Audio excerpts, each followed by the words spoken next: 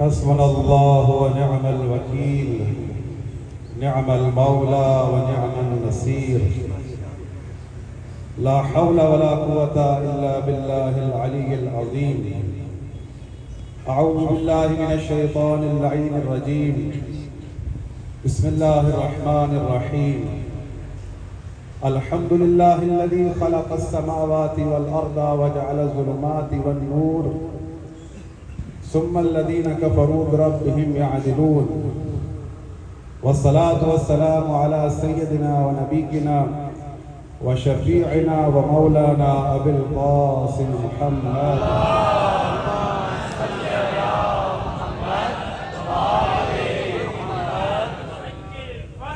وأهل بيته الطيبين الطاهرين المعصومين المظلومين، ولعنة الله على أعدائهم أجمعين. أما بعد، فقد قال الله تبارك وتعالى في القرآن العظيم: بسم الله الرحمن الرحيم. قل لا يستوي الخبيث والطيب ولو أعجبك كثرة الخبيث فاتقوا الله يا أولي الألباب لعلكم تفلحون. صدق الله العلي العظيم. صلوات محمد.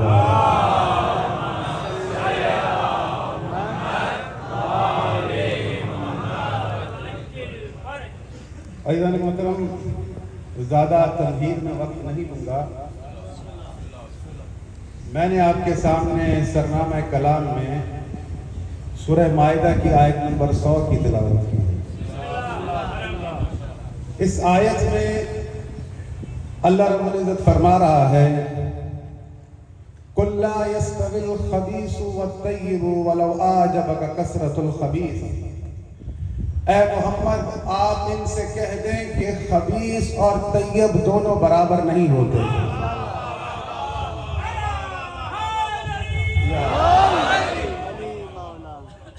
اے محمد، آپ ان سے کہہ دیں کہ خبیث اور طیب دونوں برابر نہیں ہوتے. وَلَوْ أَعْجَبَكَ كَثْرَةُ الْخَبِيثِ، کہیں خباثت کی تعداد زیادہ دیکھ کر تم تعجب میں نہ پڑ جایا کرو. فَاتَّقُوا اللَّهَ يَا أُولِي الْأَلْبَابِ لَعَلَّكُمْ تُفْلِحُونَ. اللہ سے ڈرو اے لوگو جو عقل رکھتے ہو، تاکہ فلاح پا جاؤ، کامیاب ہو جاؤ. بات بات رہے ہیں محترم. آپ نے غور فرمایا کہ اللہ رب العزت یہ فرما رہا ہے اپنے رسول سے کہ آپ ان سے کہہ دیں کہ خبیث اور طیب دونوں برابر نہیں ہوتے. اب آپ ذرا سوچیں، یہ کہنے کی ضرورت کیوں پڑی اللہ کو کہ آپ کہہ دیں ان سے کہ خبیث اور طیب دونوں برابر نہیں ہوتے؟ تو پتہ چلا کہ کوئی برابری کرتا تھا، اسی لیے اللہ نے کہا کہ ان سے کہیں یہ برابر نہیں ہوتے.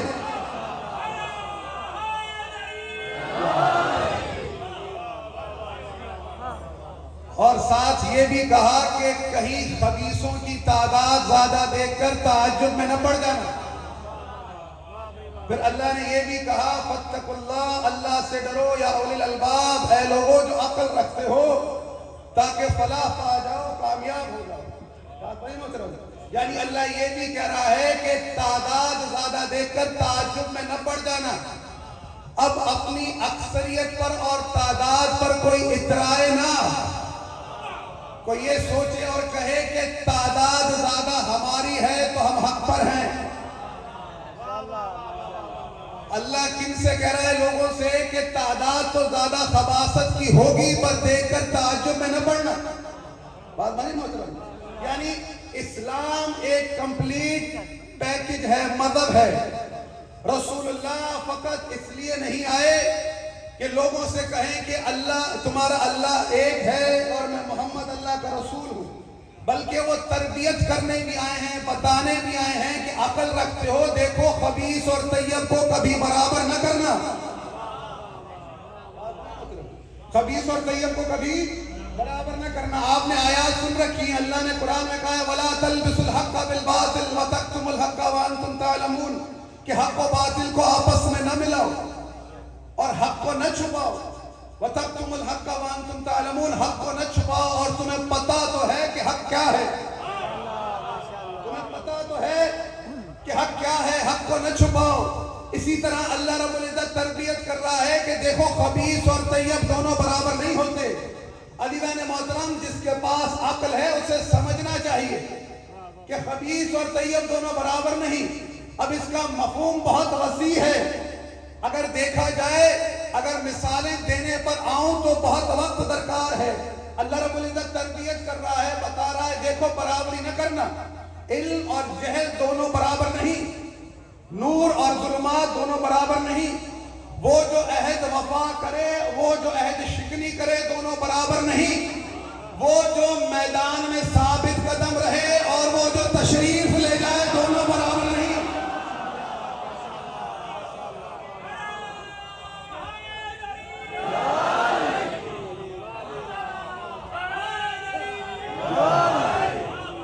بڑی توجہ کے ساتھ جملہ سنیے گا، وہ جس نے سال ہر سال بت پرستی کی ہو اور وہ جو دنیا میں آتے ہی آغوش پیغمبر میں قرآن سنائے دونوں برابر ہیں۔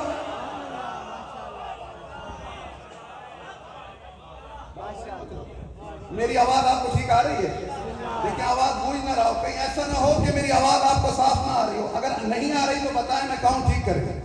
آواز صاف آ رہی ہے؟ ایک سلوات پڑھیں پر محمد وآلہ۔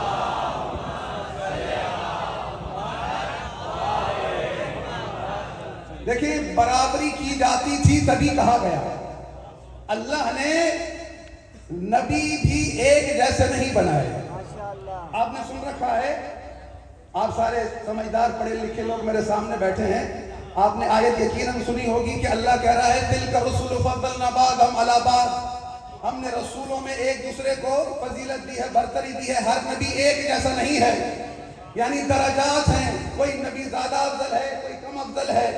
اسی طرح سے انبیاء کے اندر درجہ بندی ہے، سارے نبی ایک جیسے نہیں ہیں۔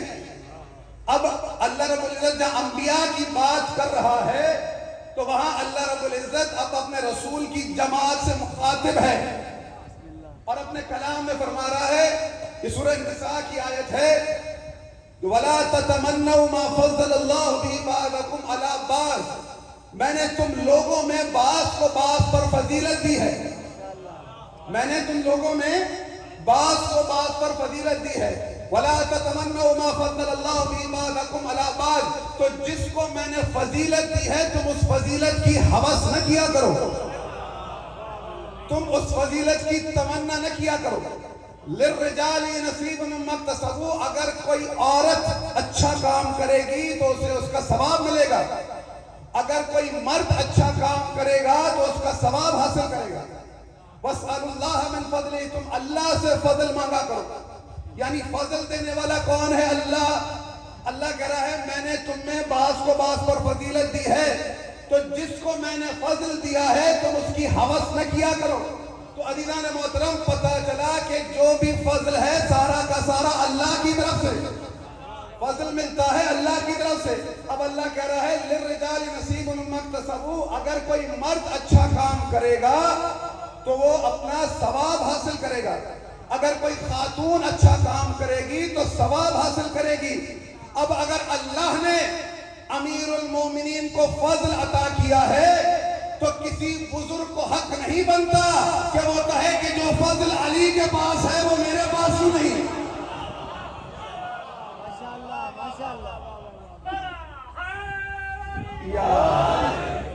اسی طرح سے کسی خاتون کو بھی یہ حق نہیں پہنچتا کہ جو فضل سیدہ زہرا کے پاس ہے اس فضل کی تمنا کرے کہ یہ فضل میرے پاس کیوں نہیں ہے۔ بات نہیں، مطلب کسی کو حق نہیں ہے کہ کوئی اس طرح کی تمنا کرے۔ لیکن عزیزان محترم، یہ بات آپ یاد رکھیے گا، آپ کی پوری توجہ چاہتا ہوں، اللہ جسے فضل دیتا ہے تو کامل عطا کرتا ہے، اس فضل کا کوئی مقابلہ کر ہی نہیں سکتا۔ یہ فضل عقلی طور پر، شعوری طور پر، منطقی طور پر پورا کا پورا لاجیکلی ہوتا ہے۔ جسے اللہ فضل دیتا ہے اس میں کوئی عیب نہیں ہوتا، آپ کی توجہ نہیں ہوتی، اس میں کسی طرح کا کوئی عیب آپ نہیں دیکھیں گے کہ جسے اللہ فضل دے اور اس میں عیب بھی ہو۔ اب جسے اللہ نے فضل دیا ہے تو تمنا کی جاتی تھی، تبھی اللہ نے کہا نا کہ تم تمنا نہ کیا کرو۔ کمال کا فضل ہے دنیا کے سارے لوگ مل جائیں تو اس فضل کا مقابلہ نہیں کر سکتے. میں ایک ڈیبیٹ میں بیٹھا تھا پوڈ کاسٹ میں, آپ کی توجہ ہے میرے ساتھ؟ موضوع تھا مفتی صاحب کے ساتھ افضلیت. مجھے یہ ثابت کرنا تھا کہ رسول اللہ کے بعد افضل کون ہے, اور انہیں ثابت کرنا تھا کہ ان کے بڑے دادا افضل ہیں. اب آپ خود فیصلہ کریں کہ کس کی جرت ہے کہ کوئی امیر المومنین سے بڑھ کر کسی کو افضل ثابت کرے.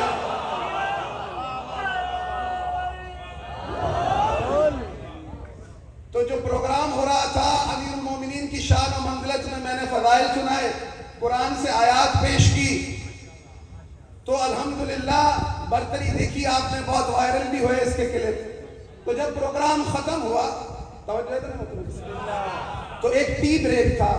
مفتی صاحب بیٹھے تھے, تھوڑا مایوس سے لگ رہے تھے. اب دائرے میں مقابلہ تھا ہی ایسا, تو وہاں پر بات چیت چل رہی تھی, تھوڑی دیر بیٹھے تھے چائے کے لیے, پھر جانا تھا. تو وہاں پر مفتی صاحب نے ایک بات کہی. انہوں نے کہا کہ رسول اللہ کا فرمان ہے کہ میں آخری نبی ہوں, اور میرے بعد اگر کوئی نبی ہوتا تو فلاں حضرت ہوتے. تو میں نے سن لیا, گفتگو چلتی رہی. تھوڑی دیر بعد انہوں نے وہی بات دہرائی کہ رسول اللہ نے فرمایا ہے کہ میں آخری نبی ہوں, اور میرے بعد اگر کوئی نبی ہوتا تو فلاں حضرت ہوتے. تو میں نے سن لیا, مجھے کوئی ٹینشن نہیں تھی. ہمیں کیوں ٹینشن ہو, میں ریلیکس تھا, مجھے کوئی پرابلم نہیں تھی. سن لیا میں نے نہ ان سے یہ کہا کہ بھئی حدیث میں کوئی اشکال ہے, نہ کوئی اور بات کہی, خاموشی سے سن رہا تھا. تھوڑی دیر گزری تو انہوں نے پھر وہی حدیث سنائی کہ رسول اللہ نے فرمایا ہے کہ میں آخری نبی ہوں, اور میرے بعد اگر کوئی نبی ہوتا تو فلاں حضرت ہوتے. تو مجھے ایسا فیل ہونے لگا کہ یہ شاید سمجھ رہے ہیں کہ یہ بار بار حدیث سنا رہے ہیں, مجھے کوئی اوکھا لگ رہا ہے, مجھے کوئی پرابلم ہے, کوئی مجھ پر برڈن ہو رہا ہے, مجھے کیوں کر پریشانی ہوگی. میں ریلیکس تھا, تو میں نے فیل کیا کہ یہ سمجھ رہے ہیں کہ یہ جو بار بار حدیث سنا رہے ہیں اس سے مجھے کوئی پرابلم ہو رہی ہے. تو میں ریلیکس تھا, میں نے کوئی رپلائی نہیں کیا. تو جب اٹھنے لگے تو انہوں نے چوتھی بار وہی بات دہرائی اور کہا بس میرے لیے یہ کافی ہے کہ اللہ کے رسول نے کہا ہے کہ میں آخری نبی ہوں, اور میرے بعد اگر کوئی نبی ہوتا تو فلاں حضرت ہوتے. تو یہاں مجھ سے رہا نہ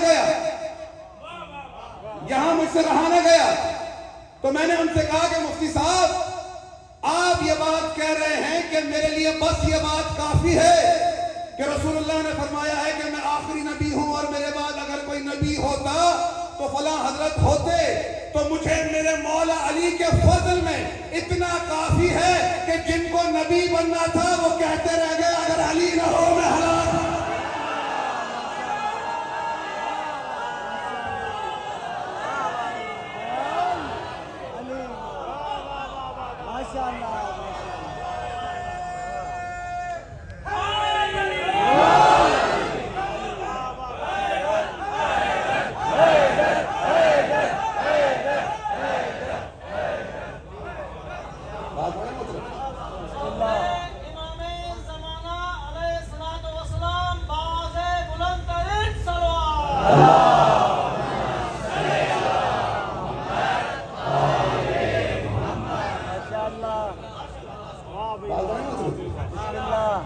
مجھے میرے مولا علی کے فضل میں اتنا کافی ہے کہ جن کو نبی بننا تھا وہ کہتے رہ گئے اگر علی نہ ہو میں ہلاک ہو جاؤں. تو عزیزان محترم, عقل کا تقاضا ہے, شعور کا تقاضا ہے, علم کا تقاضا ہے, عقل کا تقاضا ہے, شعور کا تقاضا ہے. حق بنتا ہے کہ یہ کہا جائے کہ جو ہلاکت سے بچائے اور جو ہلاکت میں پڑ جائے دونوں برابر نہیں ہوتے. کبھی بھی برابر نہیں ہو سکتے. بات بڑی نا محترم, توجہ سے سن رہے ہیں, آپ نے غور فرمایا. دیکھیں اللہ جسے فضل عطا کرتا ہے پورا کامل عطا کرتا ہے, اس میں کوئی کمی بیشی نہیں چھوڑتا, اور اللہ کا دیا فضل ایسا ہے اس کا کوئی مقابلہ بھی نہیں کر سکتا. لیکن عزیزان محترم یہ بات آپ یاد رکھیے گا, اب میں یہاں تھا نہیں موجود, میں تھا ایام ادا ہے آپ کو پتا ہے, لیکن یہاں پہنچا ہوں تو پتا چلا ہے کہ کوئی جھگڑا چل رہا ہے. ایسا ہی ہے, لیکن الحمدللہ آپ کسی صورت پریشان نہ ہو. میں نے آپ کو آیت سنائی اسی لیے ہے کہ اللہ آپ سے کیا کہہ رہا ہے. میں نے آپ کے سامنے سرنامہ کلام میں جو آیت پیش کی ہے اس کا بڑا وسیع مفہوم ہے. اور اللہ کہہ رہا ہے محمد آپ ان سے کہیں کہ خبیث اور طیب دونوں برابر نہیں ہوتے. اس سے زیادہ میں نہیں بول سکتا. پریشان تو نہیں ہو رہے؟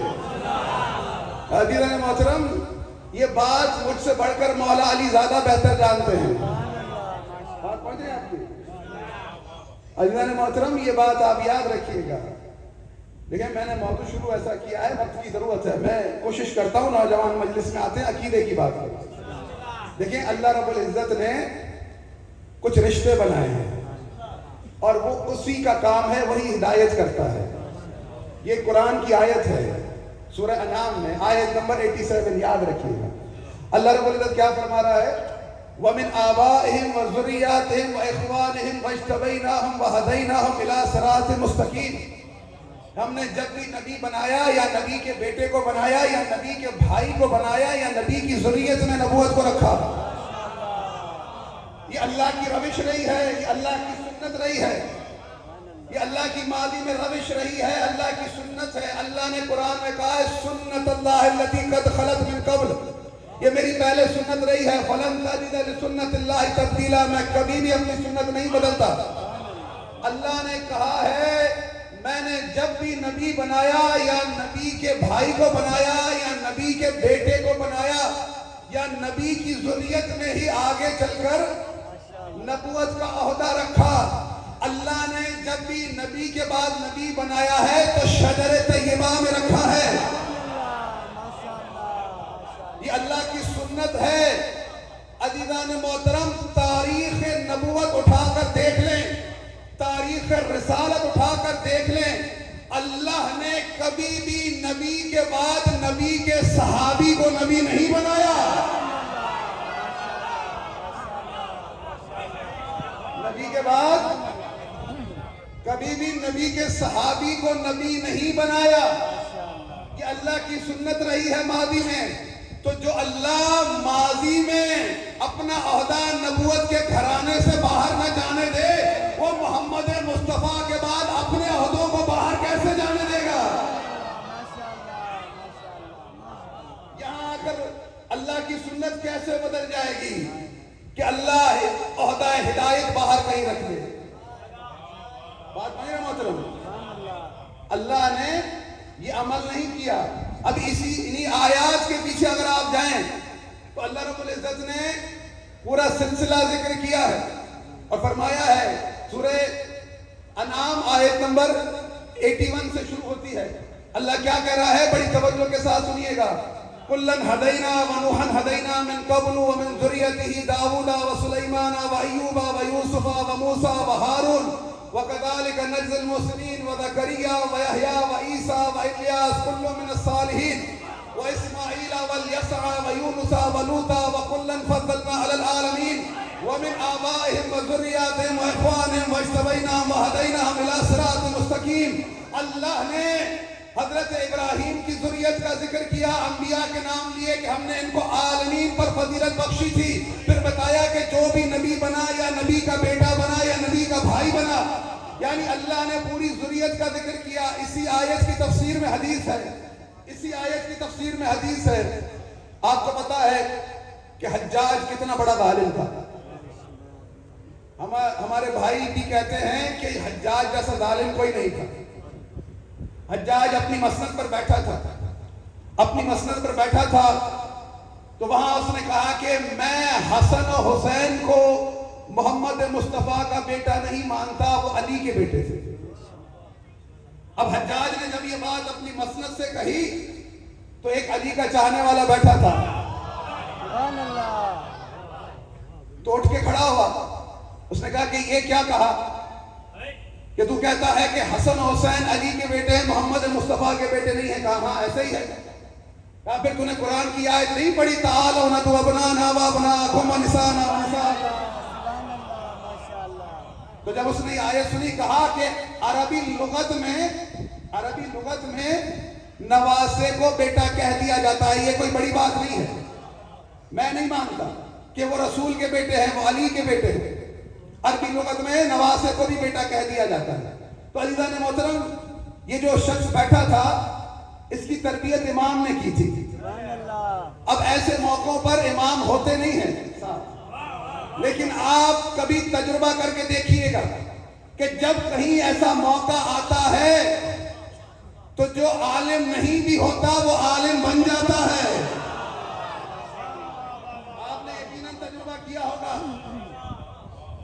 کہ جب بات وکالت محمد و آل محمد کی آتی ہے تو میں نے خود یہ تجربہ کیا ہے کہ کوئی چیز ذہن میں ہوتی نہیں ہے، لیکن جب بات کر رہا ہوتا ہوں ایسا محسوس ہوتا ہے کہ کوئی برابر میں کھڑا ہے اور کہہ رہا ہے یہ آیت پڑھ، یہ حدیث سنا. تو اسے بھی امام نے مدد کی، کہا ٹھیک ہے اگر تو یہ بات کہتا ہے کہ عربی لغت میں نواسے کو بھی بیٹا کہہ دیا جاتا ہے، پھر میں تیرے سامنے آیت پڑھتا ہوں، جواب دیجیے.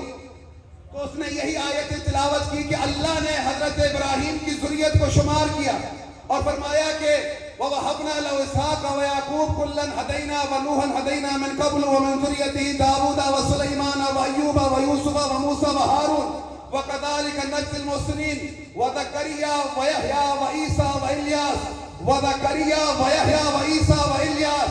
اس نے بارہا دہرایا، اس نے کہا کہ اللہ نے ابراہیم کی ذریت کا ذکر کیا اور اس ذریت میں عیسیٰ کا بھی نام لیا. مجھے یہ بتا کہ عیسیٰ کا تو باپ ہی نہیں تھا، پھر اللہ نے کیسے عیسیٰ کو آل ابراہیم میں شمار کیا؟ ماشاءاللہ. کہا مجھے بتا کہ عیسیٰ کا تو باپ ہی نہیں تھا تو اللہ نے کیسے عیسیٰ کو آل ابراہیم میں شمار کیا؟ تو اس نے گھبرا کر جواب دیا کہ اللہ نے عیسیٰ کو بی بی مریم کی وجہ سے آل ابراہیم میں شمار کیا، کیونکہ بی بی مریم آل ابراہیم میں سے تھی. تو اس نے کہا بڑا بے انصاف ہے، عیسیٰ کو تو مریم کی وجہ سے آل ابراہیم مانتا ہے اور بی بی زہرا کی وجہ سے حسن و حسین کو مانتا.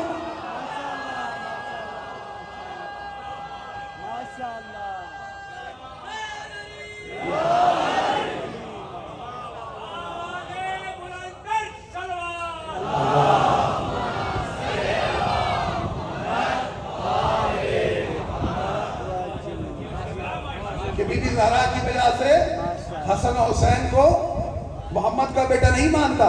تو جب اس نے یہ جواب سنا مجبور ہو کر کہا کہ یہ جو علی کے چاہنے والے ہیں ان سے بحث بڑی مشکل ہے.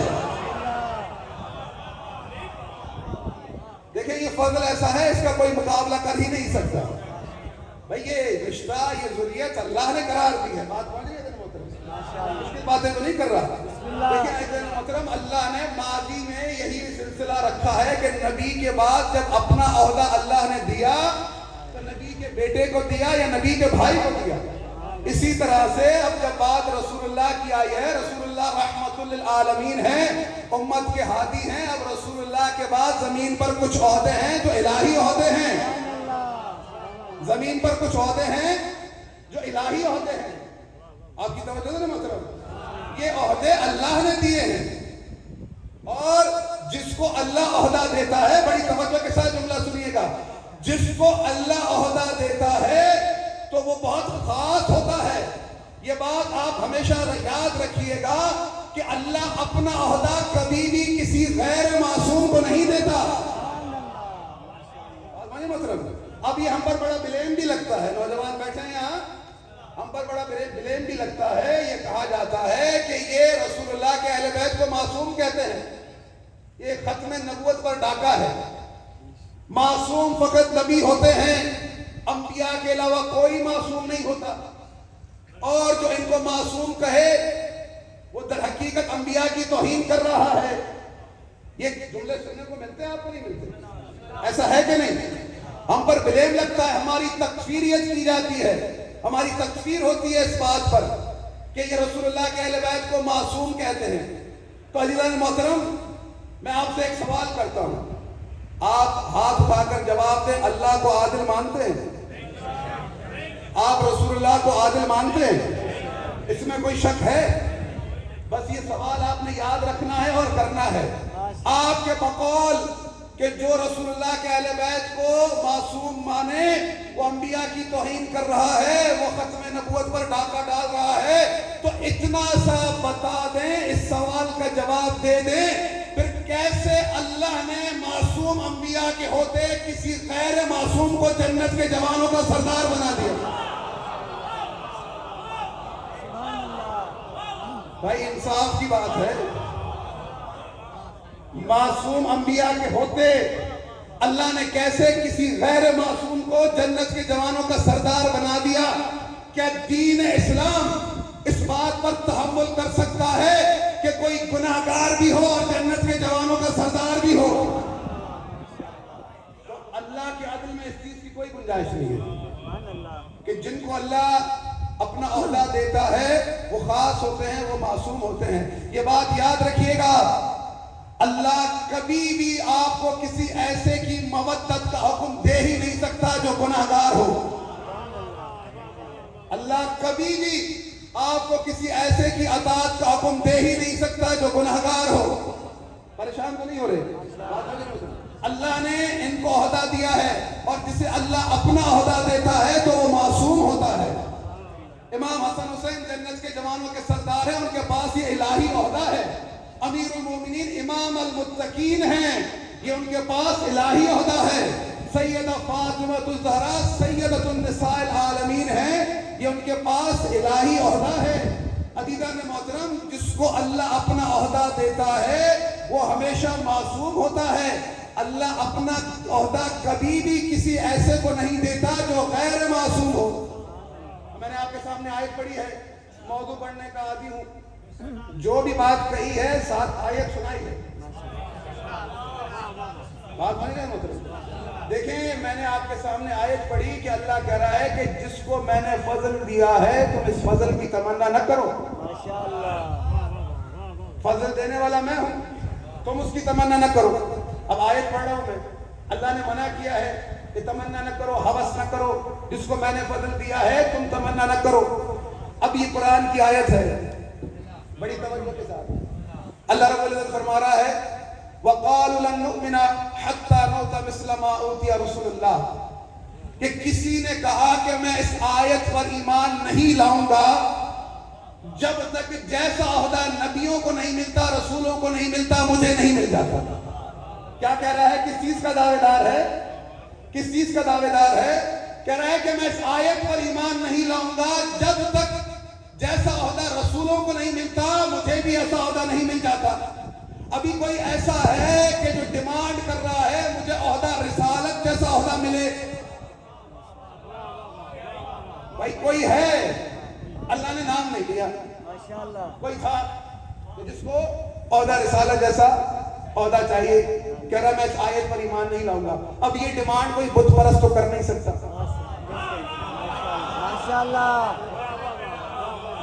بھائی یہ ڈیمانڈ کوئی بت پرست تو کر ہی نہیں سکتا. وہ تو نہ اللہ کو مانے نہ رسول کو مانے, وہ کیوں کر کہے گا کہ مجھے عہدہ رسالت جیسا عہدہ چاہیے؟ تو پتہ چلا کہ جو ڈیمانڈ کر رہا ہے وہ مسلمان ہے.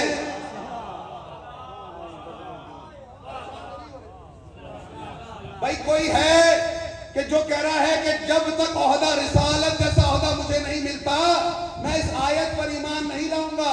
میں اور کچھ تو نہیں کہتا, بس جس نے ڈیمانڈ کی ہے اسے اتنا ضرور کہنا چاہوں گا کہ تجھے عہدہ رسالت جیسا عہدہ چاہیے, کم از کم اپنا شجرہ نسب تو دیکھ.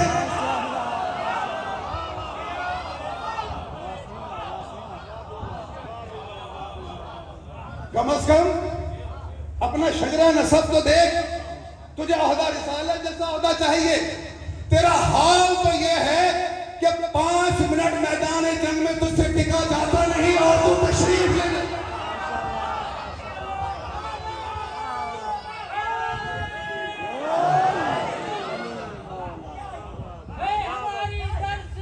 کربلا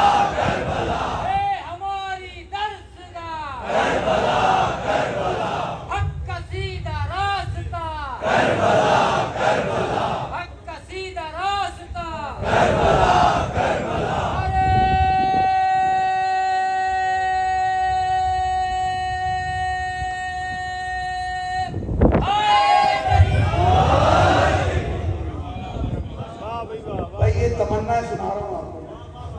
تمنا کس چیز کی ہے؟ عہدہ رسالت جیسا عہدہ چاہیے، اور حال میں نے آپ کو سنا دیا۔ اب عزیزان محترم یہ بات آپ یاد رکھیے گا، اللہ اپنا عہدہ کسی ایسے کو دیتا ہی نہیں کہ جس کا شجرہ نسب ہی ٹھیک نہ ہو، کیونکہ یہ اس کے لیے آر کی بات نہیں ہے، اس کے لیے آر کی بات ہے۔ پھر لوگ کہیں گے اللہ نے اپنا عہدہ کیسے کو دے دیا؟ اللہ اپنا عہدہ کبھی بھی کسی ایسے کو نہیں دیتا جو تشریف لے جاتا ہو، کیونکہ یہ اس کے لیے آر کی بات نہیں، اللہ کے لیے آر کی بات ہے کہ اللہ نے اپنا عہدہ کیسے کو دیا۔ یہ بات آپ یاد رکھیے گا کہ اللہ اپنا عہدہ وہاں رکھتا ہے جہاں اس کے ارادے میں شامل ہوتا ہے۔ انما یرید اللہ لیذھب عنکم الرجس اہل البیت ویطہرکم تطہیرا۔ جہاں اللہ کے ارادے میں شامل ہوتا ہے نا، پہلے سے اللہ اپنے عہدے وہاں رکھتا ہے۔ بات بڑی محترم، پریشان تو نہیں ہو رہے؟ ایک صلوات محمد و آلہ۔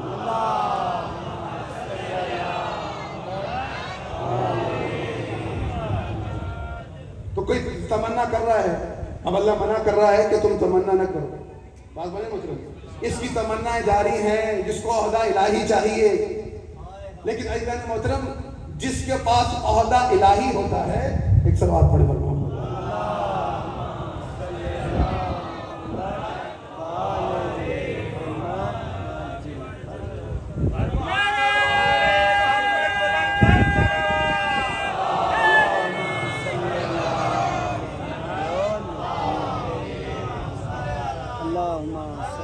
دیکھیں اللہ جسے اپنا عہدہ دیتا ہے وہ کبھی بھی لوگوں کے پاس نہیں جاتا، ماشاءاللہ، نہ وہ لوگوں سے امید لگاتا ہے۔ امام وہ نہیں ہوتا کہ جو یہ امید لگائے کہ یہ ووٹ دیں، یہ چنیں تو میں بنوں۔ امام تو وہ ہوتا ہے جس سے امت امید کی نگاہ سے دیکھے کہ یہ ہمیں ہلاکت سے بچا۔ بات بڑی مطلب دیکھیں، تقویٰ ایسی صفت ہے جو ظاہری طور پر دکھتی نہیں ہے۔ آپ کو نہیں پتا میں کیا ہوں، سہیل بھائی آپ کو نہیں پتا میں کیا ہوں، میری باتیں میں اچھی اچھی کروں، آپ 24 گھنٹے میرے ساتھ نہیں ہیں، مجھے آپ کا نہیں پتا آپ کیا ہیں۔ یہ تقویٰ جو ہے انسان کے باطن کے اندر، کون کتنا اللہ سے ڈرتا ہے یہ اللہ ہی جانتا ہے۔ بھائی کون کتنا بڑا متقی اللہ جانتا ہے۔ بات بھائی محترم، یعنی یہ کوئی دکھاوے والی ہے نہیں۔ نماز کوئی اگر پڑھتا ہے آ کر تو دیکھا جا سکتا ہے، زکوٰۃ دینے والے کی زکوٰۃ دیکھی جا سکتی ہے، قربانی کرنے والے کی قربانی دیکھی جا سکتی ہے، لیکن تقویٰ کسی کا نہیں دیکھا جا سکتا۔ لیکن عزیزان محترم کچھ لوگ ایسے تھے جو خود کو خود متقی کہتے تھے، اب کیونکہ وہ چاہتے تھے کہ عہدہ الہی ہمیں ملے تو اللہ رب العزت نے کسی نے خود کو متقی کہا تو آیت اتاری۔ اللہ نے کیا کہا قرآن میں؟ سورہ نجم کی آیت ہے کہ هو اعلم بكم اذ انتم اجنة في بطون امہاتکم۔ اللہ نے کہا کہ دیکھو خود کو خود متقی نہ کہا کرو، میں اللہ ہی جانتا ہوں تم کیا ہو، میں تمہیں اس وقت سے جانتا ہوں کہ جب تم اپنی ماں کے بطون میں حالت جنین میں ہوتے ہو، میں تمہیں تب سے جانتا ہوں کہ جب اپنی ماں کے بطون میں حالت جنین میں ہوتے ہو۔ فلا تزکوا انفسکم، تم خود کو خود پاکیزہ نہ کہا کرو۔ وہ اعلم بمن اتقی، میں اللہ ہی جانتا ہوں تم کتنے بڑے متقی۔ پہنچ رہے ہیں محترم، میں آپ کے سامنے موضوع سنا رہا ہوں عہدہ الہی۔ اب اگر کوئی خود کو متقی کہہ رہا ہے تو اللہ اس کو ڈانٹ رہا ہے، خبردار خود کو خود متقی نہ کہہ، تو کیا ہے میں تو اچھی طریقے سے جانتا ہوں، تو کیا ہے میں اچھے طریقے سے جانتا ہوں، تو خود کو خود متقی نہ کہہ۔ اب عزیزان محترم حالت یہ ہے کہ قرآن میں آپ کو یہ بھی آیت ملے گی کہ اللہ قرآن میں کہتا ہے الم تر الی الذین یزکون انفسہم، اے محمد آپ ان کی طرف نہیں دیکھتے کہ یہ خود کو خود پاکیزہ کہتے ہیں۔ بل اللہ یزکی من یشاء، بلکہ پاکیزہ تو وہ ہے جسے میں اللہ پاکیزہ رکھوں۔ بھائی کسی نے خود کو متقی کہا اللہ نے ڈانٹا، کسی نے خود کو پاکیزہ کہا، اللہ نے ڈانٹا کہ خبردار خود کو یہ مت کہو. لیکن عزیزان محترم، نص امامت پر آپ کو دلیل دینا چاہ رہا ہوں، قرآن کی آیت.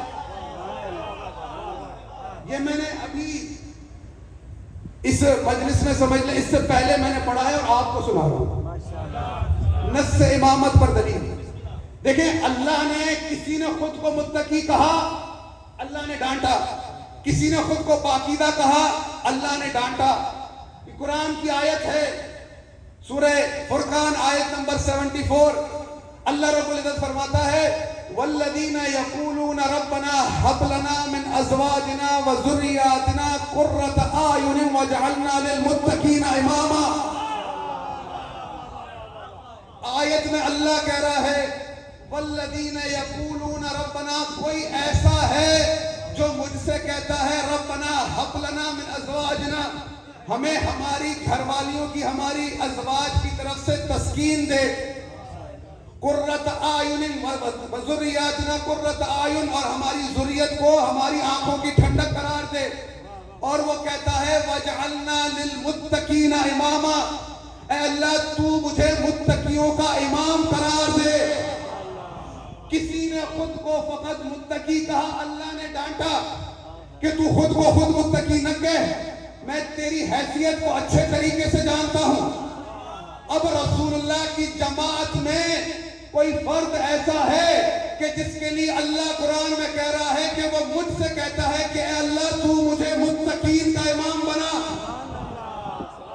بڑی توجہ کے ساتھ، وہ مجھ سے کہتا ہے کہ تو مجھے متقین کا امام بنا. تو عزیزان محترم، یہ جو اللہ سے کہہ رہا ہے تو مجھے متقین کا امام بنا، تو آپ خود سوچیں کہ اس کا تقویٰ کا لیول کیا ہوگا، اس کا خود کا تقویٰ کا لیول کیا ہوگا.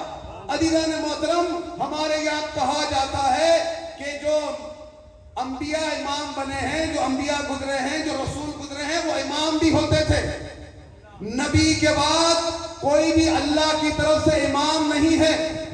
عہدہ نبوت، یعنی آپ نے آیت سنی ہے قرآن کی کہ ما کان محمد ابا احد من رجالکم ولکن رسول اللہ وخاتم النبیین. یہ محمد تم مردوں میں کسی کے والد نہیں ہیں مگر خاتم النبیین ہیں. اب یہاں رسول اللہ کی جماعت میں کوئی کہہ رہا ہے کہ اللہ تو مجھے متقین کا امام بنا.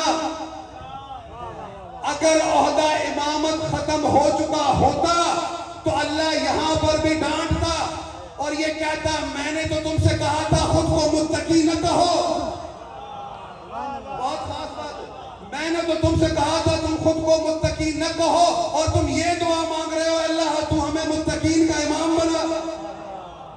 بھائی آیت اتری ہے پازیٹیو وے میں، مشکل بات تو نہیں شروع کی بھائی. آیت اتری ہے پازیٹیو وے میں. اللہ کسی کا قصیدہ سنا رہا ہے کہ کوئی مجھ سے کہہ رہا ہے کہ اللہ تو مجھے متقین کا امام بنا، تو مجھے متقین کا امام بنا. اللہ نے ڈانٹا نہیں ہے بلکہ قصیدہ بنا کر پیش کیا ہے.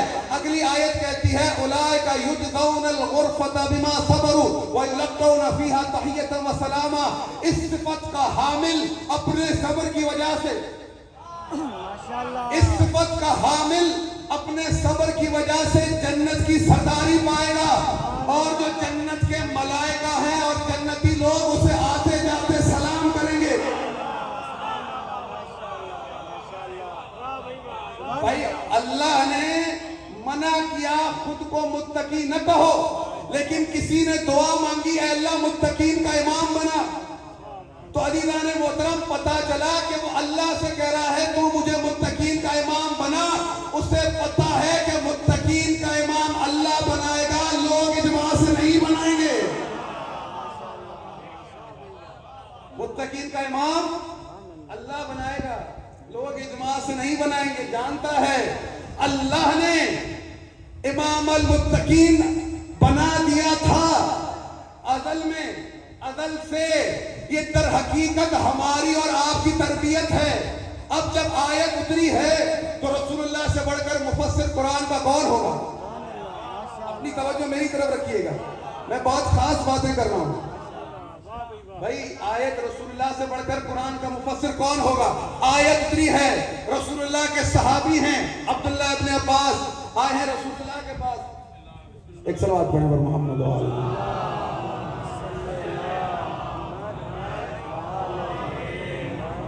ایک اور صلوات پڑھیں پر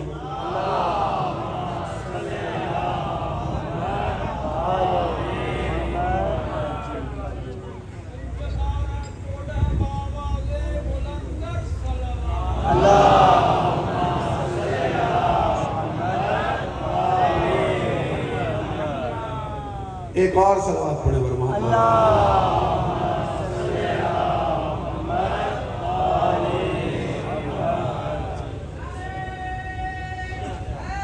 یا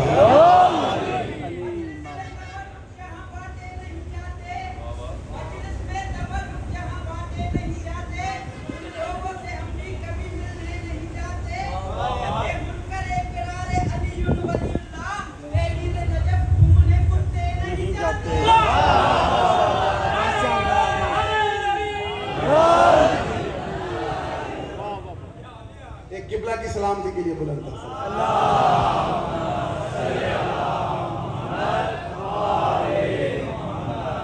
اللہ رب العزت ہمارے علماء کا سایہ ہم پر ہمیشہ سلامت رکھے. بس زیادہ وقت نہیں ہوگا. اچھا بسم اللہ بسم اللہ صلوات پڑھیں پر محمد.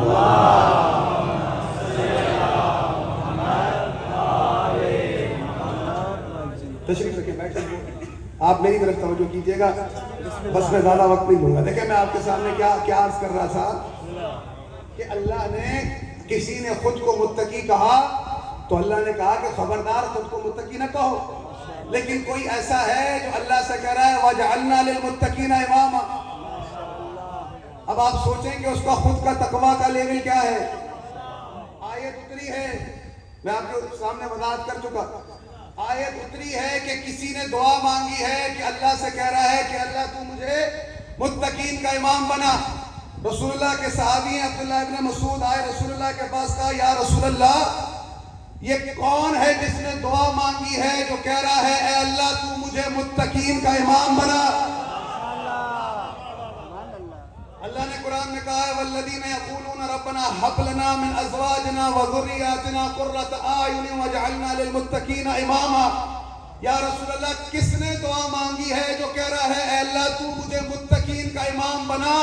تو رسول اللہ نے منبر سے کہا کہ یہ دعا مانگنے والا میرا بھائی علی ابن ابی طالب ہے.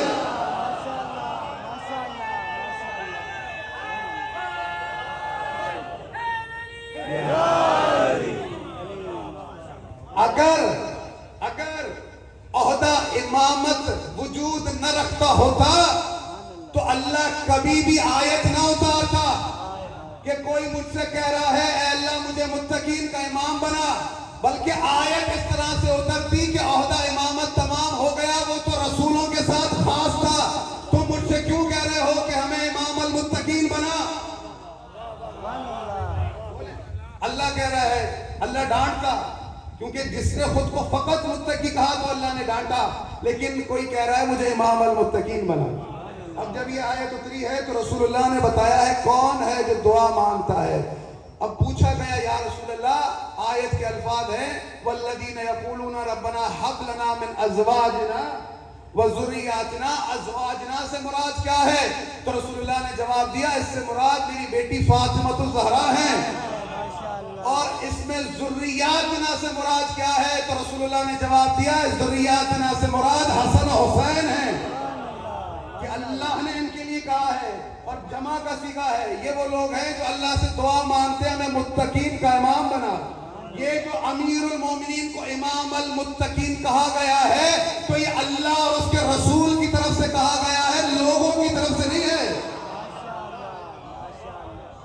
بات پہنچ رہے ہیں محترم؟ ایک اور صلوات پڑھیں.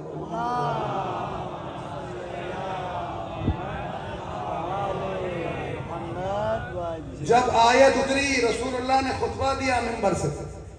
کیا خطبہ دیا؟ بڑی توجہ کے ساتھ سنیے. معاشر الناس، اے لوگوں، من احسن من اللہ قیلا واصدق منہ حدیثا. کون ہے جو اللہ سے بھلا کلام کرے اور کون ہے جو اللہ سے بڑھ کر سچا ہو؟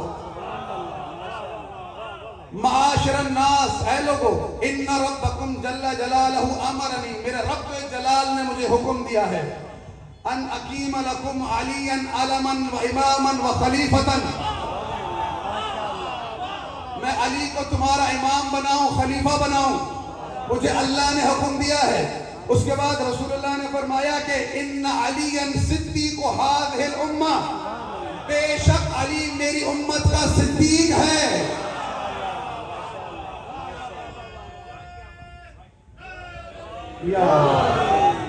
علی میری امت کا صدیق ہے۔ ان علی صدیق هذه الامہ وفاروقها ومحدثها انه ہارونها وشمعونها وآصفها ویوشعها، علی میری امت کا شمون ہے، علی میری امت کا فاروق ہے، علی میری امت کا آصف ہے، علی میری امت کا یوشع ہے۔ کون کہہ رہے ہیں؟ رسول اللہ۔ رسول اللہ نے کہا کہ علی میری امت کا صدیق ہے، تو رسول اللہ کو پتا ہے کہ صدیق میں بناؤں گا، لوگ نہیں بنائیں گے۔ رسول اللہ کہہ رہے ہیں علی میری امت کا فاروق ہے، تو رسول اللہ کو پتا ہے فاروق میں بناؤں گا، لوگوں کے اجماع سے نہیں بنے گا۔ پریشان تو نہیں ہو رہے؟ علی میرے محترم، دنیا میں کچھ بھی اچانک ہو سکتا ہے۔ آپ اچانک سفر پر جا سکتے ہیں، اچانک کچھ بھی ہو سکتا ہے، اچانک مہمان آ جاتے ہیں، اچانک شادی پہ جانا پڑ گیا، ہم نے دیکھا اچانک لوگ دولہا بن گئے۔ اچانک کچھ بھی ہو جاتا ہے، دنیا میں کچھ بعید نہیں ہے کہ اچانک ہو جائے۔ آپ توقع نہیں کر سکتے کہ دنیا میں کوئی بھی سفر پہ اچانک جانا پڑ جاتا ہے، ہمیں بعض اوقات اچانک مجلس پڑھنی پڑ جاتی ہے، اچانک دعوت مل جاتی ہے۔ تو عزیزان محترم، دنیا میں کچھ بھی اچانک ہو جاتا ہے، لیکن یہ بات آپ ہمیشہ یاد رکھیے گا، اچانک سے کوئی صدیق نہیں بن جاتا۔ یہ چیزیں اچانک نہیں ہوتی، یہ اللہ کے ارادے میں ہے، اللہ بناتا ہے۔ بات بڑی محترم۔ اب رسول اللہ نے کیا فرمایا کہ علی میری امت کا آصف ہے۔ کیا ہے بھائی؟ رسول اللہ نے بس کہہ دیا علی میری امت کا آصف ہے، بات ختم۔ آصف کون بتائیں؟ آصف کون؟ ایک آواز آئی، آصف بن برقیہ۔ آپ کو آصف کا کیوں نہیں پتا؟ آصف بن برقیہ۔ رسول اللہ نے فرمایا علی میری امت کا آصف ہے۔ بھائی حضرت آصف سے کے ساتھ شباہت دی ہے۔ اب حضرت آصف بن برقیہ کون تھے؟ حضرت سلیمان کے وصی۔ حضرت سلیمان کی بارگاہ میں آپ کو پتا ہے، سن رکھے، میں بس توجہ دلا رہا ہوں، ایک پرندہ ہے جس کا نام ہدہد ہے، خبر لے کر آیا ہے کہ اللہ کے نبی، میں نے دیکھا ہے کہ ایک ملکہ ہے، اس کی سلطنت ہے، اس کا تخت ہے، وہ چاند اور ستاروں کو پوجتی ہے۔ تو جب یہ خبر دی پرندے نے حضرت سلیمان کو، حضرت سلیمان نے کہا کہ تم میں سے کون ہے جو میرے سامنے تخت بلقیس کو حاضر کرے؟ تو قرآن کیا کہتا ہے؟ قال عفریت من الجن انا آتیک بہ قبل ان یرتد الیک طرفک۔ تو ایک عفریت جن نے کہا کہ اے اللہ کے نبی، جب تک آپ کی محفل جاری ہے، آپ کی محفل برخاست ہونے سے پہلے میں تخت بلقیس لے آؤں گا۔ تو وہاں حضرت آصف نے کہا کہ جن کے پاس کتاب کا کچھ علم ہے، فوراً کہا کہ اے اللہ کے نبی، آپ اپنی آنکھیں بند کر کے کھولیں، تخت بلقیس آپ کے سامنے ہوگا۔ فوراً یعنی پلک جھپکتے میں لے آؤں گا، اور وہ پلک جھپکتے میں لے آیا۔ حضرت آصف بن برقیہ کے پاس یہ کمال تھا۔ اب رسول اللہ بیٹھے ہیں منبر پر، اپنی جماعت سے کہہ رہے ہیں اے لوگو، علی میری امت کا آصف ہے۔ تو اس بات میں ایک بہت بڑا پیغام ہے، وہ در حقیقت یہ بتانا چاہ رہے ہیں کہ سلیمان نبی کی بارگاہ میں تو کوئی ایسا ہو جو پلک جھپکتے میں تخت بلقیس لے آئے، اور مجھ محمد کی بارگاہ میں کوئی ایسا نہ ہو جو پلک جھپکتے میں دنیا جہان کے سارے تخت باز لے۔ بھائی یہ بتا رہے ہیں، آگاہی ہے۔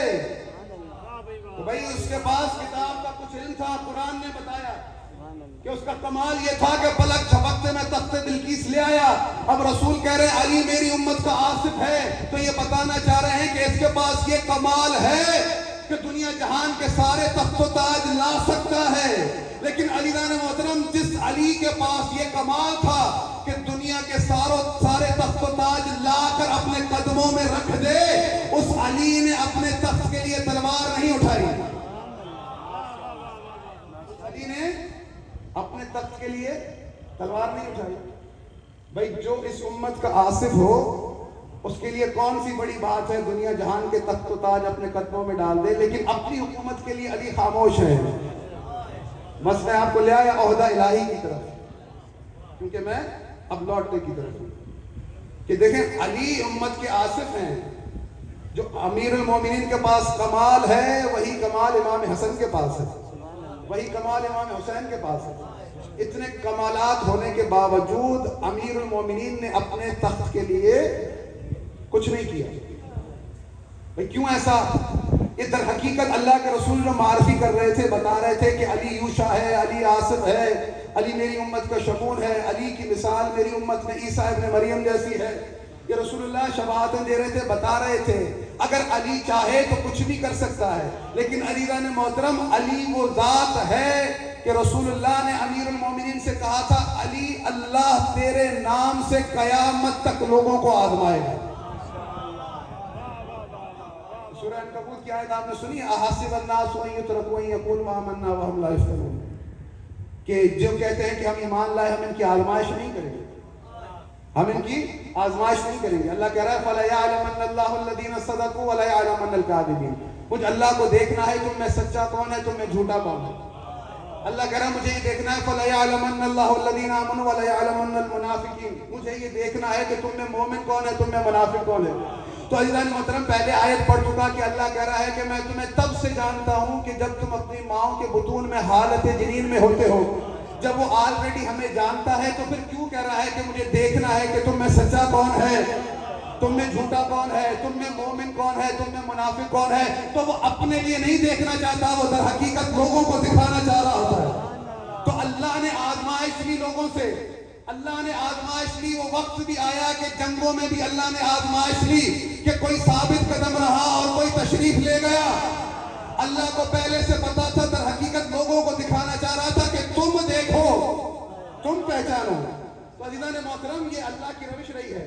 اب یہاں پر میں بس اپنی بات مختصر کر کے تمام کر رہا ہوں کہ اب امیر المومنین ایسی ذات ہیں کہ جنہوں نے اپنے تخت کے لیے بھی تلوار نہیں اٹھائی ہے، خاموشی اختیار کی ہے. اب عزیزان محترم اگر علی زبردستی کرتے یا کوئی معجزہ دکھاتے تو آپ خود بتائیں تو پتہ کیسے چلتا سچا کون ہے جھوٹا کون ہے، مومن کون ہے منافق کون ہے، مخلص کون ہے اور جھوٹی گواہی دینے والا کون ہے. مخلص کا اور جھوٹی گواہی دینے والے کا پتہ کیسے چلتا. اب عزیزان محترم اللہ نے اپنی خدائی زبردستی نہیں منوائی تو اپنی حجت کی ولایت زبردستی کیوں منواتا. رسول اللہ نے معرفی کر دی علی میری امت کا آصف ہے. اللہ یا علی زبردستی لوگوں سے اپنی ولایت منواتے تو جو زبردستی مانتا اسے بھی جنت دینی پڑتی، جو عشق سے مانتا اسے بھی جنت دینی پڑتی. تو پھر جہنم بنانے کا کیا فائدہ ہوگا. بھائی یہی تو ہے کہ انسان کی پہچان ہے. اس دنیا کے بعد اس کی زندگی کا فیصلہ ہونا ہے، سزا اور جزا ہے. یہی اللہ آزمانا چاہتا ہے کہ میں یہ دیکھنا چاہتا ہوں کہ شجر طیبہ کی طرف کون جاتا ہے اور شجر خبیثہ کی طرف کون جاتا ہے. اسی لیے اللہ نے قرآن میں کہا کہ دیکھو اے محمد آپ ان سے کہہ دیں کہ خبیث اور طیب دونوں برابر نہیں ہیں. وَلَوْ أَعْجَبَكَ كَثْرَةُ الْخَبِيثِ کہ دنیا بھر میں کہیں تم خباثت کی تعداد زیادہ دیکھو تو تعجب میں نہ پڑ جانا. یہ ہمارے نوجوانوں کے ذہنوں میں سوال ڈالا جاتا ہے کہ علی تو سوالوں کے جواب دیتے تھے. قبلہ بیٹھے ہیں، جسارت معاف کیجیے گا میں اس لیے پڑھ رہا ہوں کہ اگر کوئی خطا غلطی ہوگی تو قبلہ درست فرمائیں گے انشاءاللہ. بھائی جوانوں کے ذہنوں میں یہ سوال ڈالا جاتا ہے کہ علی تو ان کے سوالوں کے جواب دیتے تھے تو لہذا آپس میں بہت محبت تھی. اگر محبت نہ ہوتی تو علی ان کے سوالوں کے جوابات کیوں دیتے. بات نہیں محترم. اب ادھر محترم یہ جو مولوی صاحب ہمارے جوانوں کی ذہنوں میں سوال ڈال رہا ہے، اس مولوی صاحب کی چھوٹی سی کھوپڑی کہاں میرا مولا علی. ان مولوی صاحبان کی چھوٹی چھوٹی کھوپڑیاں کہاں میرا مولا علی. جس نے بھی اپنے ذہن سے مولا علی کو جانچنے کی کوشش کی کبھی جانچ نہیں سکے گا. یہ دنیا کے لوگ کچھ بھی نہیں ہے.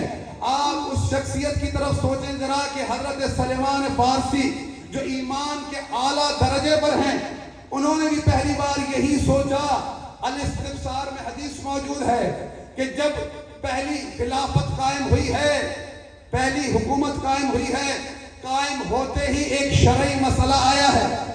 ایک شرعی مسئلہ آیا ہے، ایک شخص شرعی مسئلہ لے کر آیا ہے تو جو مسند نشین ہے اسے پتہ نہیں ہے. وہ لوگوں سے پوچھ رہا ہے تمہیں پتہ ہے؟ تو خدا کی قسم اللہ یہی نہیں چاہتا تھا کہ میرے محمد کی مسند پر کوئی ایسا آئے جو لوگوں سے پوچھے. اللہ نے ایسا فرد رکھا تھا جو خود کہے کہ سلونی سلونی.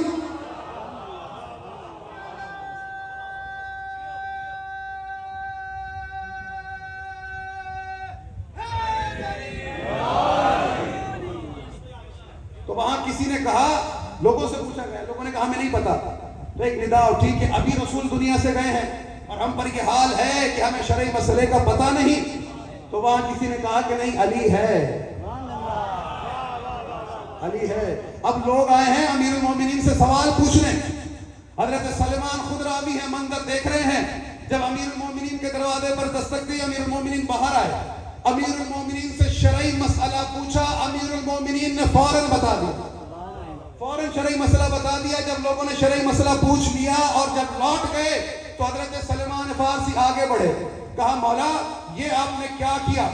آپ نے سوال کا جواب کیوں دیا؟ یہی تو وقت تھا کہ ان کو احساس دلایا جاتا کہ یہ منصب ان کا نہیں ہے. آپ نے سوال کا جواب کیوں دیا؟ تو یہ جب امیر المومنین نے حضرت سلمان سے بات سنی تو فوراً کہا کہ سلمان میں تو ان کو قرآن یاد دلا رہا تھا، میں ان کو قرآن یاد دلا رہا تھا. یہ بات کہہ کر مولا علی نے سورہ یونس کی آیت نمبر 35 کی تلاوت کی. أَفَمَنْ يَهْدِي إِلَى الْحَقِّ أَحَقُّ أَنْ يُتَّبَعَ عَمَّنْ لَا يَهْدِي إِلَّا أَنْ يُهْدَىٰ فَمَا لَكُمْ كَيْفَ تَحْكُمُونَ. حق یہ ہے کہ جو حق کی ہدایت کرے پیروی اس کی کرو، نہ کہ اس کی پیروی کرو جو خود محتاج ہدایت ہے. فَمَا لَكُمْ كَيْفَ تَحْكُمُونَ. تم یہ کیسی قضاوت کرتے ہو؟ یہ آیت پڑھ کر مولا نے کہا سلمان ان کو اللہ کی اتنی سی بات سمجھ میں نہیں آتی، ان کو اللہ کی اتنی سی بات سمجھ میں نہیں آتی اللہ ان سے کیا چاہتا ہے. یہ وہ ہے کہ جو مشکل کشائی کر رہا ہے، جس کے پاس الہی عہدہ ہے. آپ سمجھے کہ مولا علی نے کیا کیا؟ قرآن یاد دلایا، زبردستی نہیں کی. جس طرح حجت خدا ہے ہم اسے پہچان ہی نہیں سکتے کہ کیسے پہچانے مولا.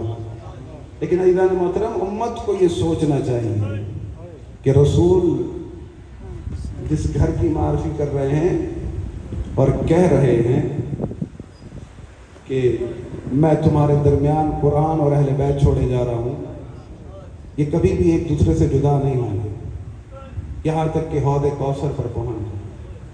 لیکن عزیزان محترم، اتنے فضائل، اتنی باتیں، یہ سب کچھ کہنے کے باوجود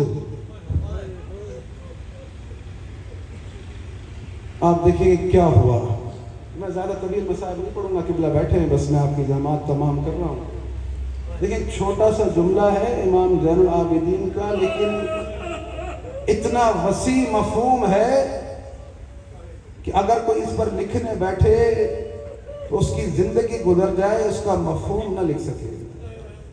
کہ امام زین العابدین جب زندان سے واپس آئے مدینہ، اہل مدینہ جمع ہوئے، سب لوگ پرسہ دے رہے تھے.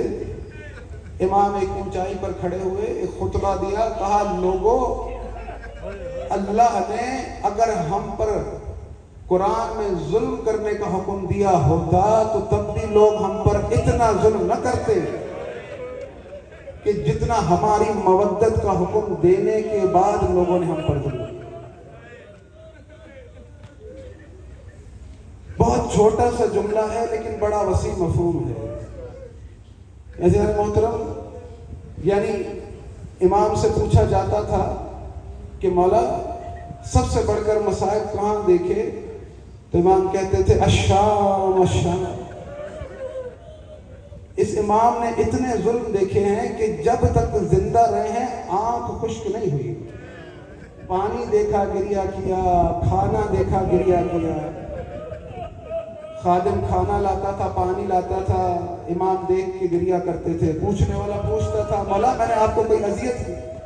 کہا نہیں تو نے مجھے کوئی اذیت نہیں کی. پھر مولا پانی کو دیکھ کر گریا کر رہے ہیں. تو امام نے جواب دیا کہ میں جب پانی کو دیکھتا ہوں تو مجھے وہ وقت یاد آتا ہے کیسے میرا بابا حسین میرے بھائی علی اصغر کے لیے پانی میں.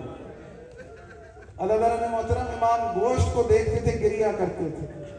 ایک دن امام گھر سے نکلے، قصاب کی دکان سے گزر رہے تھے، اسے کپڑا ڈالنا بھول گیا. جیسے ہی قصاب کی دکان کے قریب پہنچے امام نے بھیڑوں کی کٹی گردنیں دیکھی، بکریوں کی کٹی گردنیں دیکھی. امام کی حالت غیر ہو گئی. روتے روتے گش کھا کر زمین پر بیٹھے لوگ جمع ہوئے. سب آئے مولا ایسا کیا ہوا؟ آپ اس گوشت کو دیکھ رہے ہیں، بھیڑوں کی کٹی گردنوں کو دیکھ کر گریا کر رہے ہیں، آپ انہیں دیکھ کر کیوں رو رہے ہیں؟ تو امام نے جواب دیا کہ جب میں ان کٹی گردنوں کو دیکھتا ہوں مجھے اپنے بابا کا کٹا سر یاد آتا ہے. جب میں گوشت دیکھتا ہوں مجھے اپنے چچا عباس کے کٹے بازو یاد آتے ہیں. میں جب گوشت دیکھتا ہوں مجھے اپنے بھائی علی اکبر کا لاشا یاد آتا ہے، مجھے قاسم کا لاشا یاد آتا ہے. اللہ تعالیٰ نے محترم امام نے کوئی ایسا مرحلہ، کوئی ایسی جگہ نہ چھوڑی جہاں گریہ نہ کیا ہو. بس یہ آخری روایت سنا کر میں آپ کی زحمتیں تمام کر رہا ہوں. ایک دن امام اپنے گھر میں بیٹھے تھے، ایک گداگر نے ندا دی کہ اے اہل مدینہ تم میں کوئی ایسا ہے جو مجھے کھانا کھلائے، پانی پلائے، میں بھوکا ہوں، پیاسا ہوں. امام گھر میں بیٹھے ہیں، گداگر کی آواز سنی ہے کہ جو پکار کر کہہ رہا ہے کہ اے مدینے والوں، اے محمد کے ماننے والوں، میں بھوکا ہوں، میں پیاسا ہوں، کوئی ہے جو مجھ بھوکے اور پیاسے کو کھانا کھلائے، پانی پلائے.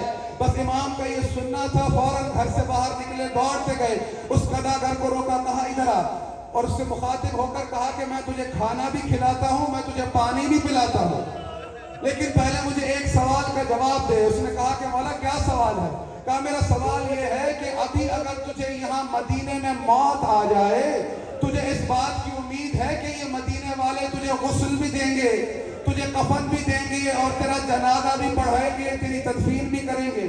تو اس گداگر نے کہا کہ مولا کیسی بات کر رہے ہیں کہ یہ مدینہ کے جس میں محمد کے ماننے والے رہتے ہیں اور میں ایک مسکین، مجھے یہاں موت آ جائے، میں ان سے یہ توقع نہ کروں کہ یہ مجھے غسل بھی دیں گے، مجھے میرا جنازہ بھی پڑھائیں گے، مجھے کفن بھی پہنائیں گے. میں یہ توقع کر ہی نہیں سکتا کیونکہ یہ محمد کے ماننے والے ہیں اور میں ایک مسکین آدمی ہوں، مجھے ان میں پوری توقع ہے. بس اس کا یہ کہنا تھا. امام نے کربلا کی طرف رخ کر کے رونا شروع کیا اور کہا او میرے بابا حسین، کہ ہائے میرا بابا حسین کہ جس کا لاشا 3 دن تک کربلا کے میدان میں پڑا رہا، نہ کوئی غسل دینے والا تھا، نہ کوئی جنازہ پڑھانے والا تھا، نہ کوئی کفن دینے والا تھا. اے کربلا میں آنے والوں تم کون لوگ تھے؟ کیا تم محمد پر ایمان رکھتے تھے یا نہیں رکھتے تھے؟ اللہ لعنت اللہ علی الظالمین.